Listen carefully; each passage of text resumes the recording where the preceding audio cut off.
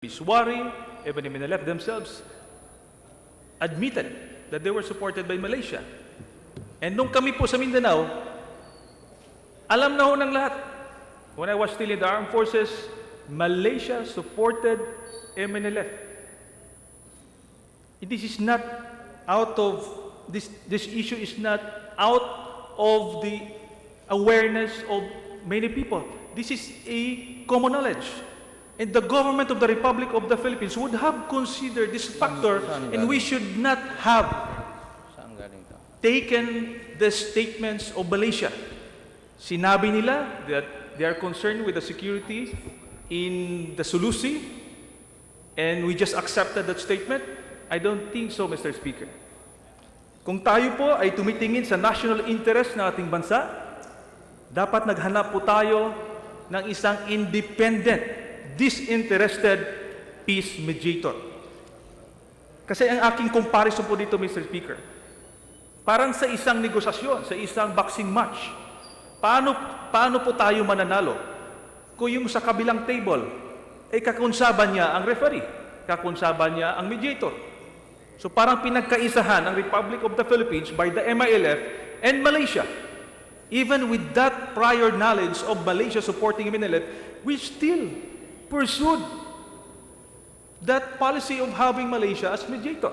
And remember, it is not the government that chose Malaysia. It is MILF insisted for Malaysia. Why? Because Malaysia is supporting them. Because without Malaysia, then the interest of MILF will be jeopardized. Kaya nga, hindi po patas ang negosasyon. At nakita ho natin sa result ng Bangsamoro Basic Law, hindi po patas ang negotiation. Yun lang po ang aking point, Mr. Speaker. And I don't think na hindi po alam ng taong gobyerno ang role ng Malaysia. Hindi po. Mr. Speaker, marami pong salamat, distinguished colleague. But I would like also to cite a report when the framework agreement on the Bangsamoro in October was signed. And I would like to cite also that when Malaysia was mentioned as a third-party negotiator, there was doubts insofar as the government of the Republic of the Philippines is concerned. As a matter of fact, and I would like to quote, the GPH has expressed its discomfort with the then Malaysian facilitator, Datuk Uthman bin Ad Razak, whom the GPH considered being partial to the MILF. During the impasse over this, some quarters in the GPH and among Filipino opinion makers were pushing for the replacement of Malaysia itself by Indonesia as a more honest broker. This issue was resolved by the replacement of Othman by a new Malaysian facilitator, Thankyou Dato' Ghaffar bin Thankyou Mohammed, by the 21st round of the formal exploratory talks in April 2011. Knowledgeable sources not from the GPH say that the issue was not really about whose personality or style suited the GPH more between Othman and Thankyou, but more to do with GPH coming to terms with the need for a third-party facilitator like Malaysia, which the MILF was adamant to keep for the process move forward, Mr. Speaker. And Malaysia is not the sole third party present during the negotiations. There is a multi-state international contact group that was also present, and this was composed of the United Kingdom, Turkey, Saudi Arabia, and Japan, as well as the non-state actors, international NGOs. Thank you, Mr. Speaker. Thank you, Mr. Speaker, but they're headed by Malaysia. Now, if we have to look at our foreign policy, if we have to have an environmental security scan, not only in local, but also international, we should have been informed already that first, we have a standing claim to Sabah. Next, Malaysia supported the Manila, and that they have interest in Sabah. So, for a better policy, we should have avoided that situation because we know precisely, Mr. Speaker, that hindi po ang mga pronouncement ang ating tinitingnan. We are looking at the intentions of these countries. We should not accept readily their pronouncement about their desire for a peaceful Mindanao. We should look at their intention. And usually, these are not stated openly. So, Mr. Speaker, I am really in doubt of the role of Malaysia in this peace process. Nonetheless, Mr. Speaker, I will proceed. I would like to ask about the meeting of President Aquino with the MILF in Tokyo, Japan. Mr. Speaker, would you confirm that the meeting took place in August 2011 between the President with his delegation and the MILF leadership led by Murad Ibrahim in Tokyo, Japan?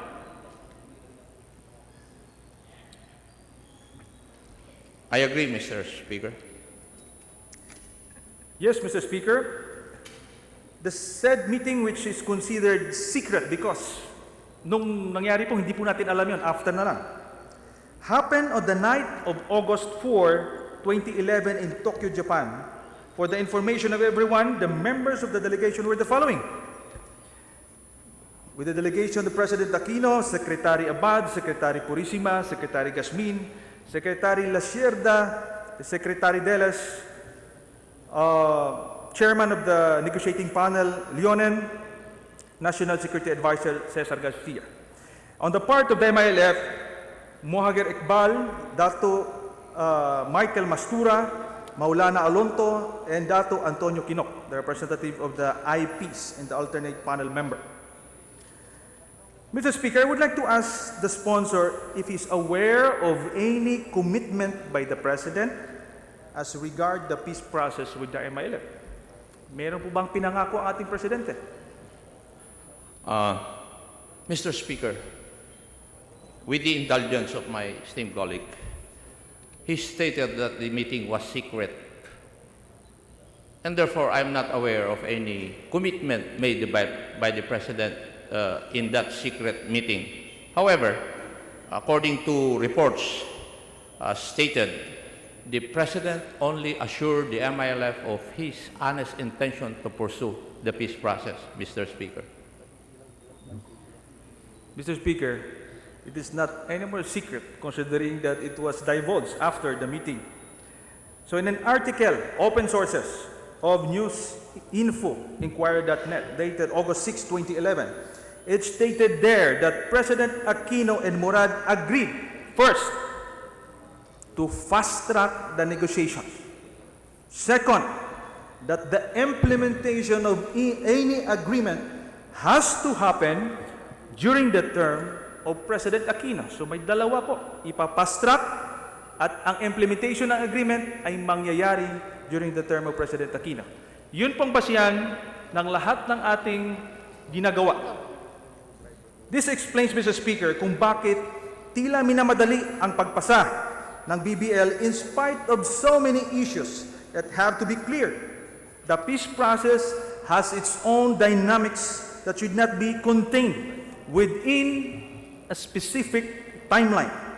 Kaya tuloy, hindi maiwasang magtanong ang taong bayan ngayon kung ano nga ba ang ipinangako pa ni Presidente sa MILF. The secret nature of that meeting left everyone asking of what really transpired between the President and the MILF. As I understand it, any presidential action, especially on these issues affecting national interest and national security, should be transparent and deliberate. Alalahanin po natin na ang Presidente ang kumakatawan sa interes ng sambayanan at nararapat lamang na malaman natin ang lahat ng nangyari sa meeting na yon. Now, Mr. Speaker, would the sponsor know the request Mr. Speaker, with the indulgence of my esteemed colleague, I would like to also comment insofar as the information given by my distinguished colleague if with the indulgence of my esteemed colleague. Yes, Mr. Speaker. When I stated that the President assured the MILF in that secret meeting that of his honest intention to pursue the peace process, I think the fast-tracking of this proposed Bangsamoro Basic Law, and it should be passed during the incumbency of the present administration, are included in so far as the honest pursuit of the President for the peace process. Now, I think there's nothing wrong if the President would want that the proposed BBL would be passed during his incumbency, because come another administration, the priorities would be different, simply because the priorities of the new administration would not be the same as the priorities of the old administration. Thank you, Mr. Speaker. I understand, Mr. Speaker. I'm not saying that the President is wrong or was wrong.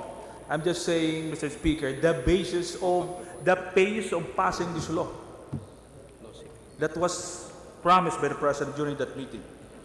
Mr. Speaker, would the sponsor know the request of the Philippine government or the Philippine government panel from MILF that would form the confidence-building measures in the ongoing peace process? Ano pong hiningi ng ating government panel sa MILF para bahagi po ng confidence-building measures?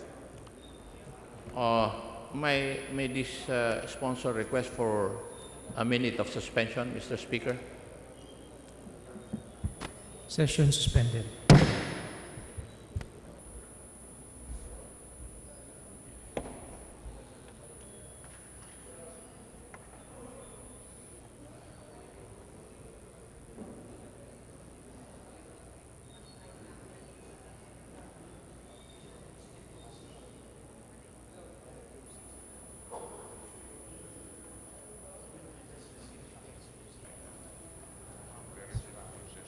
Session is resumed.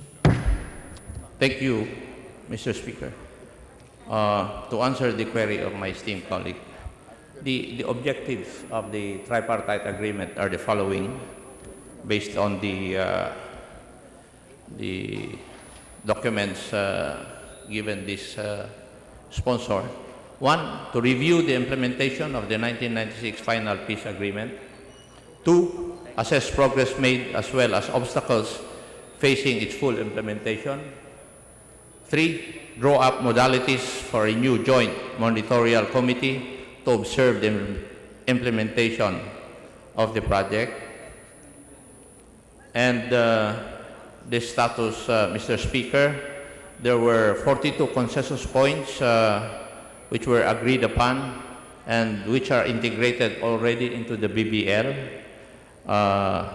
And there are 3 remaining outstanding issues, Mr. Speaker.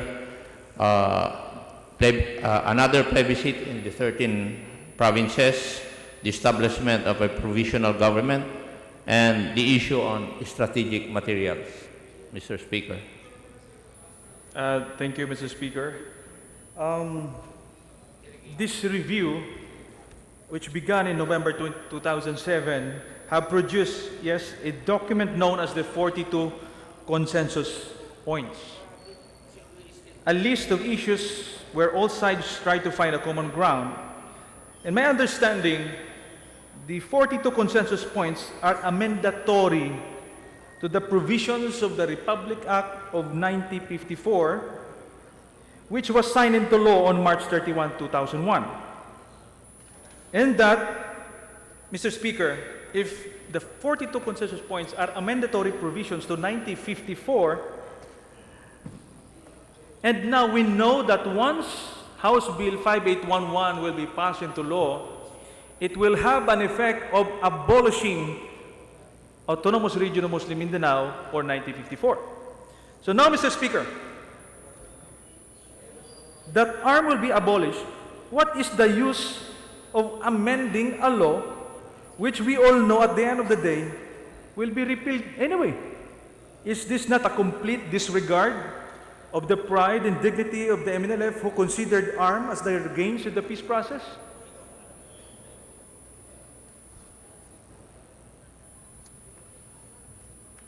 I think we're not amending Republic Act 9054. As a matter of fact, as you have stated, the proposed Bangsamoro Basic Law will abrogate or abolish the ARMM. Thank you, Mr. Speaker. Precisely my point, Mr. Speaker. Hinahambing ko nga ho yun sa merong isang bahay, luma na, which is 1954 or the ARM.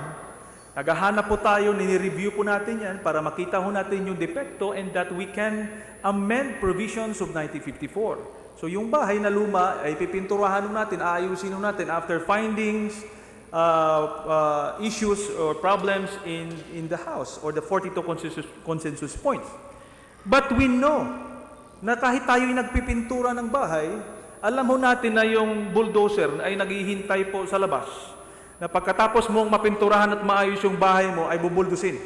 Ang ibig ko sabihin na pagkatapos ho natin, nagre-review po ang MNLF and OIC finding the defects of 1954 or the peace agreement para maging amendatory doon sa 1954, parang useless ang exercise because we know na yung 1954 na pinag-uusapang i-amend will be abolished anyway.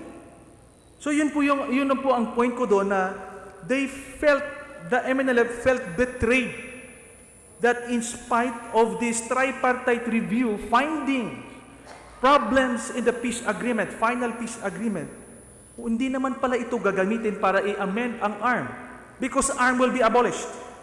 So, let us not forget, Mr. Speaker, the Zamboanga siege on September 9, 2013.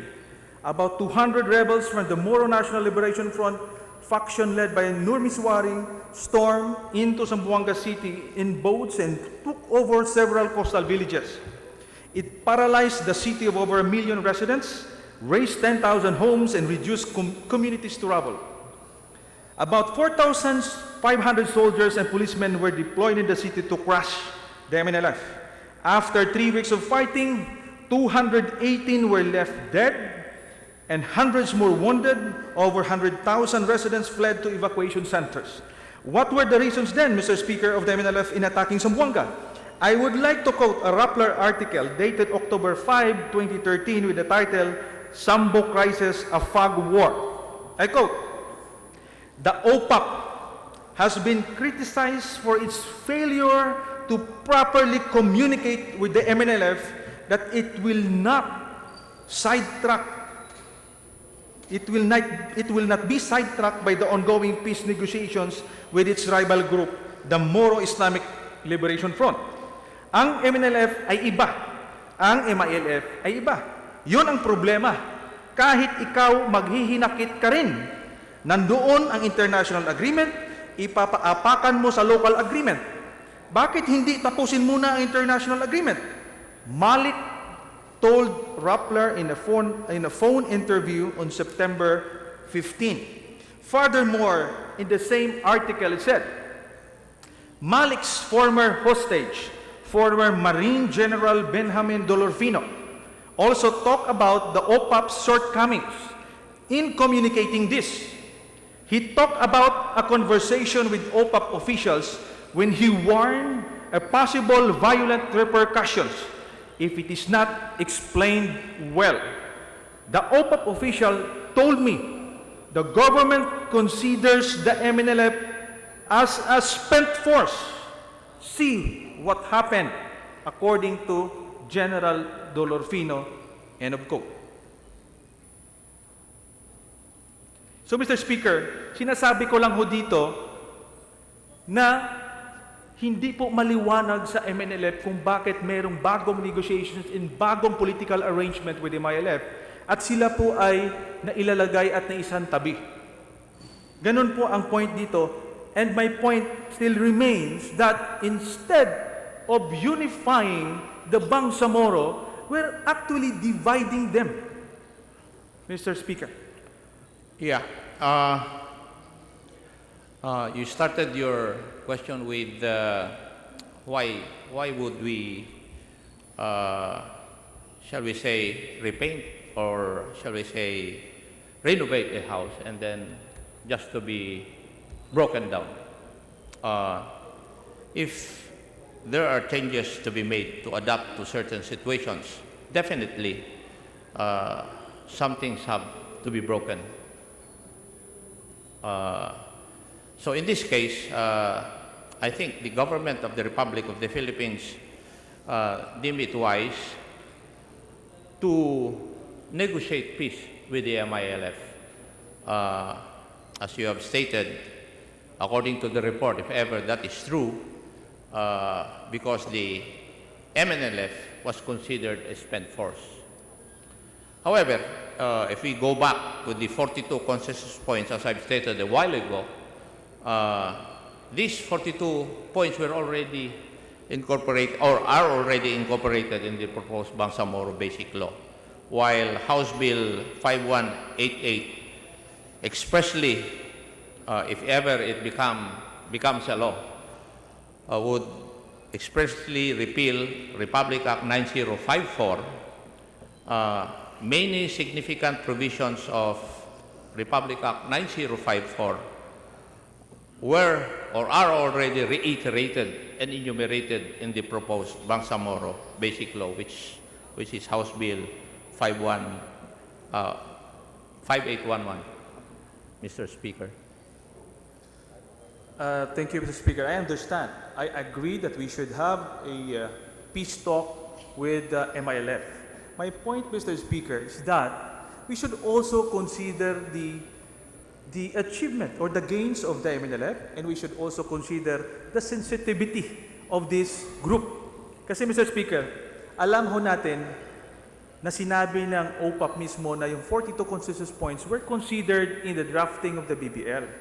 However, without the participation of MNLF, we know their culture. We know that they're proud people of they're proud of their heritage, they're proud of their achievement, and they consider themselves as the pioneer of revolution in Mindanao.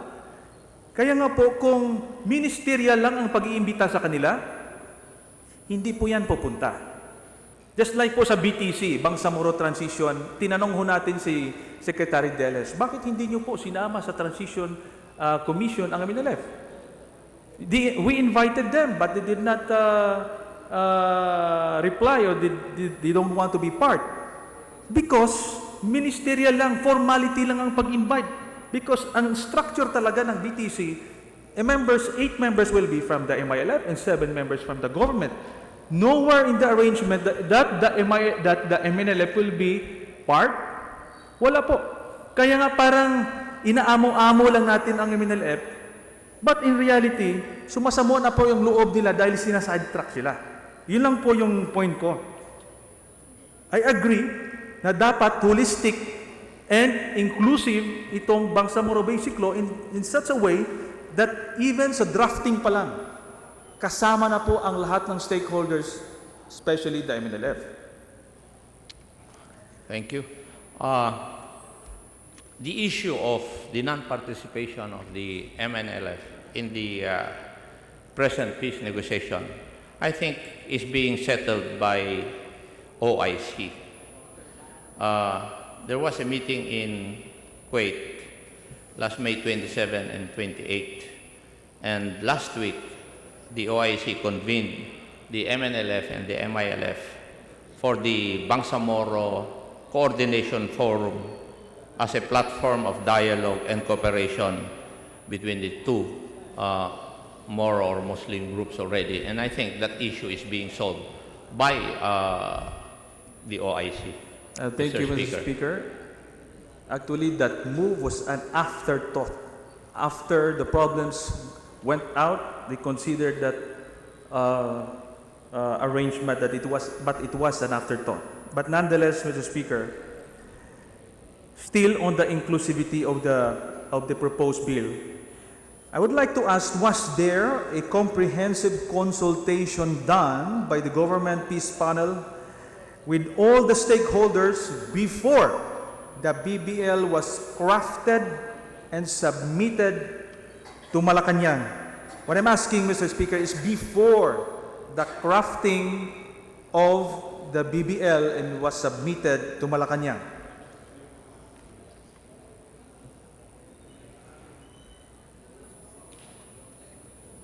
Mr. Speaker? Mr. Speaker, may I request for 1 minute suspension? Session suspended.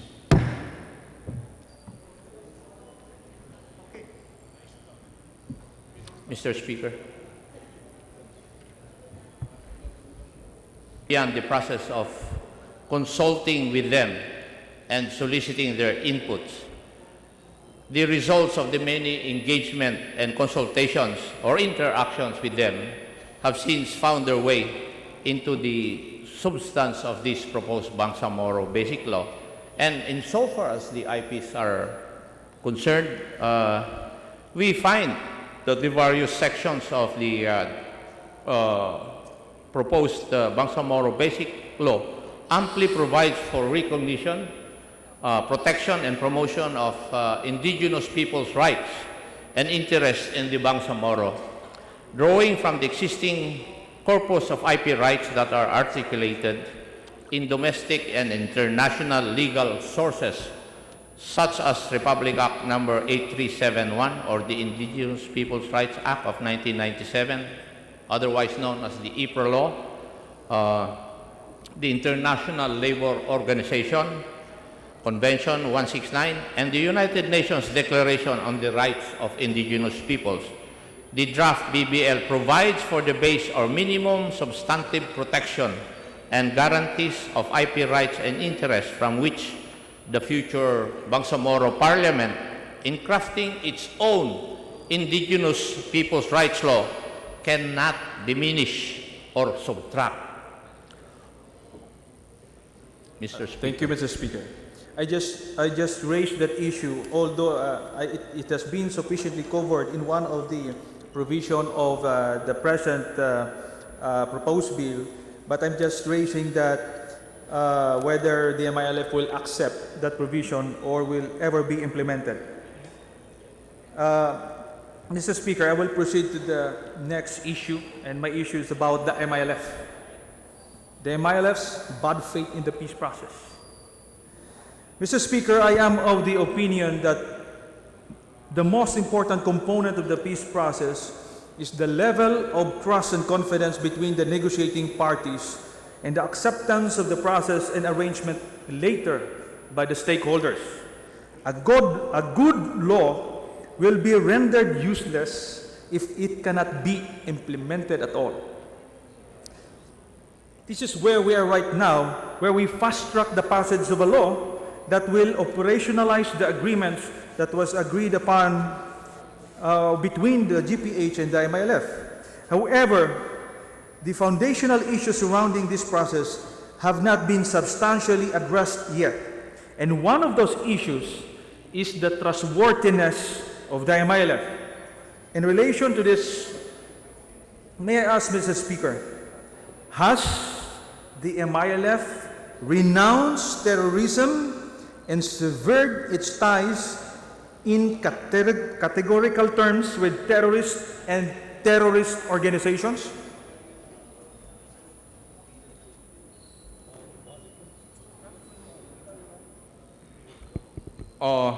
As far as renunciation is concerned, I don't think they have to renounce that, because pursuant to the